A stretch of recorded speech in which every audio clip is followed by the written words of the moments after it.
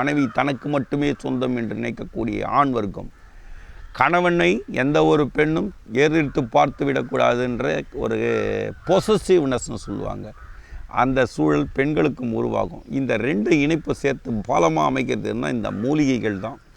இந்த மூலிகைகள் நம்ம விட்டு அழிஞ்சிட்டு இருக்கு. இதெல்லாம் நம்ம வளர்க்கணும், அந்த மரத்துங்களை காப்பாற்றணும். கிடைக்கிற இடத்துல பார்க்குங்களில் வைங்கம்மா இந்த மரங்களை. யாரும் கேட்க மாட்டாங்க, அவங்களுக்கு துட்டு கொடுக்கலாம், இப்படி ஒரு நல்ல ஒரு வாழ்க்கையை நமக்கு கொடுக்கும் அப்படின்றதுக்காக.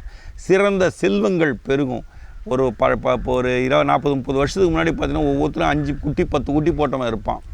இன்றைக்கி ஒன்று போகிறதுக்கு முக்குறான். என்ன பண்ண சொல்கிறீங்க? மோதி மோதி பார்க்குறான், ஒன்றும் முடியல.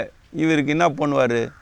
உன் மேலே குறையாக இருக்கும், என் மேலே குறையாக இருக்கும். நேற்று கூட அதை பற்றி பேசிகிட்டு இருந்தோம். சப்ஜெக்ட் போன தொகுப்பில் கூட எனக்கு எந்த குறையும் இல்லைன்னு சொல்லி ஒருத்தர் பேசிகிட்டு இருந்தார்.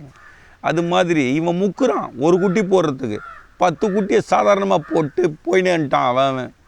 காரணம் என்ன? இந்த மாதிரி மூலிகைகள் அவங்களுக்கு பயன்படுத்தப்பட்டது, வருங்கால சந்ததியினால் அது மறக்கப்பட்டது. இன்றைக்கு திருப்பி நம்ம ரெனியூவல் பண்ணுறோம். 10 குட்டி போடுறதுக்குள்ள ஒத்த குட்டி போட்டாலும் நல்ல குட்டியாக போடுறதுக்காக. அதனால் இதெல்லாம் பயன்படுத்துங்க. இப்படி பயன்படுத்தும் போது இந்த தச வாயுக்கள்னு சொன்ன பாருங்கள், அதனுடைய இயக்கம் என்பது பூரணமடையும். பூரணமடைஞ்ச இயக்கம் தெளிவை கொடுக்கும். தெளிவு நமக்கு சிறந்த ஒரு ஆற்றல் மிகுந்த வருங்கால வாரிசுகளை உருவாக்கும். நம்ம அடிக்கடி சொல்கிற வார்த்தை என்னன்னா, உலகத்தில் ஞானம் என்பது தென்னகத்து பகுதிகளுக்கு மட்டுமே, இந்தியா என்கிற தேசத்தில், ஆசிய கண்டத்தில், இந்தியா என்கிற தேசத்தில் தென்னகத்து பகுதிகளுக்கு மட்டுமே ஞானம் சொந்தமாக இருக்குது. இன்றளவிலும் மிகச்சிறந்த விஞ்ஞானிகளோ, சிறந்த அறிவாளிகளோ, சிறந்த தத்துவ தவ மேதைகளோ உருவாகிற இடம் எதுன்னா நம்முடைய தென்னகப் பகுதி மட்டுமே என்பதை மாறை நிமிர்த்தி கொண்டு மீசையை முறுக்கி விட்டு சொல்லுங்கள். ஏன்னா இங்கே தவிர வேறு எங்கேயும் உருவாகலை ஞானிங்க. எந்த உலகத்தில் எந்த மூல முடுக்கில் இருந்தாலும் ஞானிகளையும் அறிவாளிகளையும் சிறந்த விஞ்ஞானிகளையும் கை தேர்ந்த கலைஞர்களையும் தேடி வர்றதுக்கு தமிழகத்துக்கோ தமிழகம் போன்ற தென்னக பகுதிகளுக்கோ தான் வந்து ஆகணும். மற்ற தேசங்களில் கிடையாது. இந்திய தேசத்தில் குறிப்பாக இந்த பகுதி மிகச்சிறந்த ஞானத்தை அளிக்கிறது. நம்ம பல ஊர்களுக்கு சென்று இருக்கோம், பல ஸ்டேட்னு சொல்கிறோம் இல்லைங்களா, மாநிலங்கள் மாகாணங்களுக்கு போயிருக்கோம். காசி முதல் அங்கெல்லாம் எப்படி இருக்குன்னு கேட்டால் சிவா விஷ்ணு என்ற பாகுபாடு இல்லை. அங்கே முக்கியமாக நிற்கிறது ராமனையும் சிவனையும் முன்னணித்துறாங்க. செத்து போனால் கூட அவங்கள தூக்கிட்டு போகும்போது சொல்கிற மந்திரம் என்ன? ராம் நாம் சத்யா ராம் பாத்கி ஜாத்தா ஹே, அப்படி தான் கத்திட்டு காசியில் பணத்தை தூக்கிட்டு ஓடுங்க. ராமனுடைய நாமம் சத்தியம், ராமன் பாதத்துக்கு செல்கிறோம் அப்படின்னு தமிழ் அர்த்தம். இப்படி சொல்லிட்டு இருக்காங்க. அங்கே கூட அப்படி தான் இருக்காங்க. ஆனால் இந்த தமிழக பகுதியில் வந்தால் சித்தர் குலம் முழுக்க இங்கே தான் தோன்றி இருக்குது. சித்தர் குலம் மூலிகைகளுடைய தரத்தை பிரித்து அறிந்து மேய்ந்து நமக்கு விளக்கிவிட்டு சென்றுள்ளது. அந்த இடத்துல பிறந்த நம்ம எதை தேடிட்டு இருக்கோன்னா, அமெரிக்காலேயும் ஆப்பிரிக்காலேயும் 4 குட்டி போட்ட பொம்பளை பற்றி பெருமையாக பேசின்னு டிவியில் பார்த்துன்னு வேடிக்கை பார்த்துன்னு இருக்கோம்.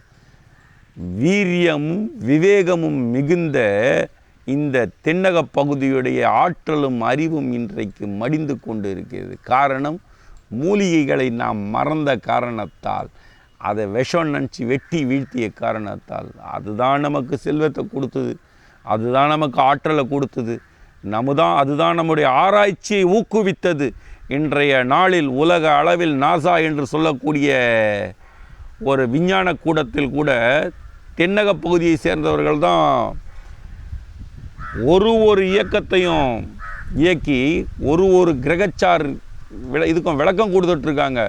எந்த காலத்துலேயோ ராக்கெட் இருந்ததா ஏதாவது இருந்ததான்னா இங்கே உட்காந்து 9 கிரகம் இருக்குதுன்னு சொல்லிட்டு போனவன் இங்கே இருக்கிறவன் தான் தமிழகத்தை பகுதியை சார்ந்தவனோ தென்னக பகுதியை சார்ந்தவனோ தான் சொல்லிட்டு போனான். அப்போ அவன் எதை வச்சு கண்டுபிடிச்சான்? இந்த மண்ணின் மகிமை அப்படிப்பட்டது என்பதை நாம் உணர மறந்த காரணத்தால் நாம் அவன் பின் சென்று கொண்டு இருக்கிறோம் இன்றைக்கு. அப்போ இதெல்லாம் எது கொடுத்ததுன்னா இந்த மூலிகைகள் தான் கொடுத்தது. அந்த மூலிகைகளுடைய வளத்தை தான் நம்ம பல விஷயங்களில் பேசிகிட்டு இருக்கோம். வாஸ்து தோஷத்தை நீக்கிறதுக்கு இந்தந்த மூலிகைகள் தேவைப்படும். ஒரு விஷத்தை எடுக்கிறதுக்கும் நம்முடைய நவ உறுப்புகளை பலப்படுத்துறதுக்குன்றதெல்லாம் எடுத்து சொல்லிகிட்டே இருக்கிறோம். அந்த இடத்துல ஒரு வருங்கால வளமிக்க பலமிக்க ஆற்றல் மிக்க ஆராய்ச்சி நிறைந்த குழந்தைகளை பெற்றுத்தருவதற்கு பெற்று எடுப்பதற்கு நாம் செய்ய வேண்டிய விஷயங்கள் தான் மேற்சொன்ன தாம்பூலம் தரித்தல்ன்ற ஒரு மூலிகை. அந்த வெத்தலையை பற்றி நம்ம பேச ஆரம்பித்தோம்.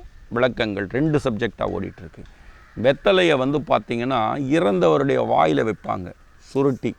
காரணம் என்ன அப்படின்னு பார்த்திங்கன்னா, உயிர் ஆற்றலை ஊக்குவிக்கும் மகா வல்லமை வாய்ந்ததில் வெற்றிலை ஒரு முக்கியமான பொருள். காலை 2யும் விரலை கட்டிடுவாங்கன்னு சொன்னேன். கட்டினதுக்கு அப்புறம் பார்த்திங்கன்னா அந்த உணர்வுகள் பெருகுமானால் இந்த உடம்பில் எங்கேயாவது ஒரு இடத்துல அந்த ஆற்றல் தேங்கி திருப்பி உயிர்வித்து கொடுமோ அப்படின்றதுக்காக தான் இந்த சடங்குகளை பண்ணாங்க. இதில் ஒப்பாரி வைத்தல் என்பது தன்னுடைய ஆறாமையை வெளிப்படுத்துவது. ஐயோ நீ என்னை விட்டுட்டு போயிட்டியே, நீ எப்படி இருக்க வேண்டியவன்னு சொல்லிட்டு ஒப்பாரி பாடல்கள் கவனிச்சா புரியும். நம்ம இன்றைக்கி என்ன பண்ணுறோன்னா, வெஸ்டாயா ஒப்பாரிய அப்படின்னு நினைக்கிறோம். ஏதாவது பேச ஆரம்பித்தா ஒப்பாரி வைக்காத. அட ராஜா, நான் நாயன் திட்டணும்னு நினச்சேன், ராஜான்னு சொல்லிட்டேன், கோச்சிக்காதீங்க. என்ன அட நாயை ஒப்பாரின்னு சொன்னால் என்ன தெரியுமா? உன்னுடைய ஆற்றலை உசுப்பக்கூடியது, உன்னுடைய உணர்ச்சியை தூண்டக்கூடியது, உன்னுடைய சோகத்தினுடைய இயல்பை வெளிப்படுத்தக்கூடியதுன்னு அர்த்தம். ஒரு பெத்த தாய், ஏண்டா ஸ்கூல் போகாத இப்படி பண்ணுறியடா, காலேஜ் போகாத பண்ணுறியாடா, இப்படி இருந்தால் எப்படிடா வைக்காத, ஒப்பாரி வைக்காத. இவங்க ஒப்பாரி வைக்கிறாங்களாம் இவன் நன்மைக்காக சொல்ல போய். உலக நன்மைக்காக ஒப்பாரி பாடல்கள் நம்ம இடத்துலேருந்து எழுப்பப்பட்டது. உட்காந்து கேட்டு பாருங்கள். ஒப்பாரின்னா என்ன? காலையில் கேட்க வேணாம், சாயங்காலம் கேட்க வேணாம், தூங்கும்போது ஒரு 10 நிமிஷம் கேளுங்க, நிம்மதி போவாது. சிந்திக்க தூண்டுற நேரமே அதுதான். கிரகச்சார் இயக்கங்களில் ஒரு கிரகமும் 22.5 மணி நேரத்துக்கு வேலை செய்துகிட்டே இருக்கும். அந்த 2.5 மணி நேரம் வேலை செய்கிற கிரகத்தில் ஒரு கிரகத்துடைய செயலும் நமக்கு புரியணும். காலையில் ஒரு 8:20 வரலும் சூரியனுடைய கதிர்வீச்சுக்கள் இயக்கமும், அதுக்கப்புறமா நேரத்துக்கு தகுந்த மாதிரி அதாவது ராகுடைய இயக்கம், செவ்வாயுடைய கதிர்வீச்சு இயக்கம், புதனுடைய கதிர்வீச்சு இயக்கம், குருவுடைய கதிர்வீச்சு இயக்கம், சனியுடைய கதிர்வீச்சு இயக்கம்னு சாயங்காலம் வரலும் ஓடிட்டு, ராத்திரியில் சந்திரனுடைய கதிர்வீச்சு இயக்கம், கேதுவுடைய கதிர்வீச்சு இயக்கம், சுக்கிரனுடைய கதிர்வீச்சு இயக்கம், இப்படி 2.5 மணி நேரத்துக்கு முடிஞ்சு 9 ஜாமங்களை அடிப்படையாக கொண்டு கதிர்வீச்சுக்கள் அளிக்கப்பட்டு விடிய காலையில் 3:30 மணிக்கு மேலே பூமி தன்னிச்சையாக இயங்கக்கூடியது.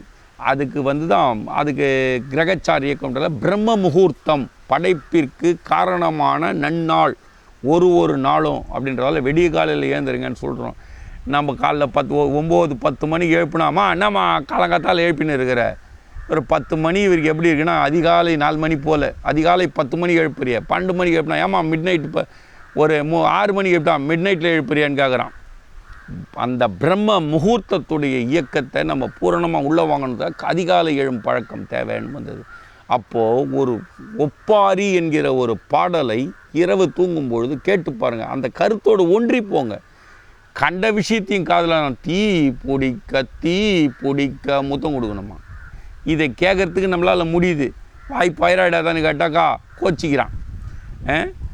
அதை கேட்குறதுக்கு என்னால் முடியுது. ஆனால் வாழ்வியலுடைய இயல்பை இயல்பாகவே வெளிப்படுத்தக்கூடிய இந்த ஒப்பாரி பாடல்கள் நம்மக்கிட்ட இல்லை.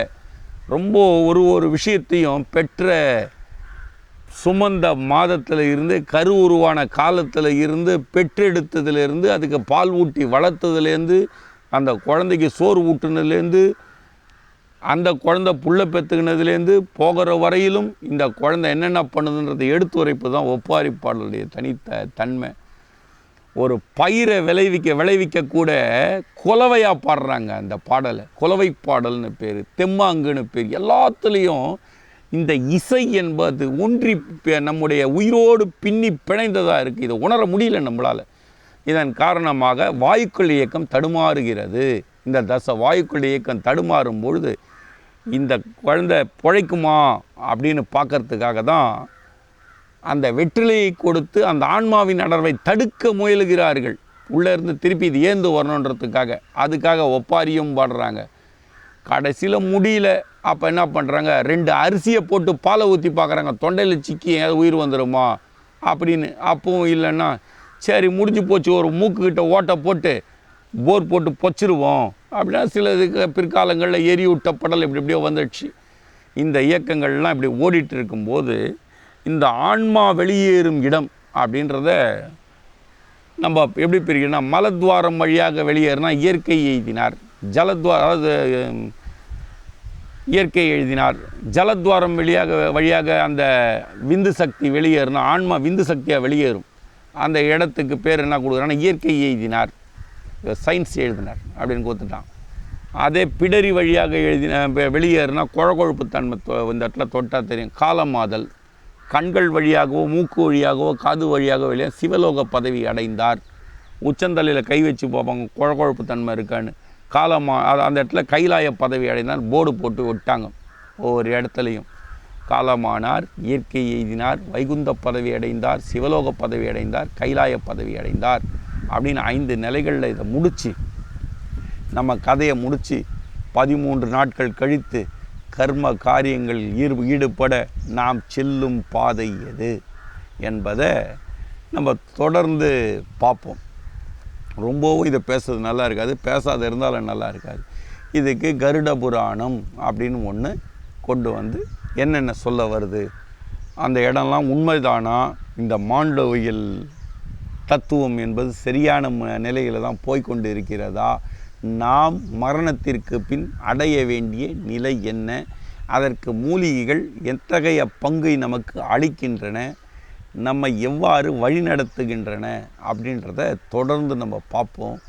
இது ஒரு அற்புதமான ஒரு வாழ்க்கை, மனிதனுக்கு கிடைத்த வரப்பிரசாதம். இந்த வரப்பிரசாதத்தை வீணாக்காமல் வாழ்வியல் தத்துவங்களை மூலிகைகளோடு ஒன்றி இணைந்து அதை முழுமையாக அறிந்து தெளிய வேண்டும் என்கிற உயர்ந்த நோக்கத்தோடு தான் அறிந்தவர்கள் எடுத்து கூற வேண்டும்.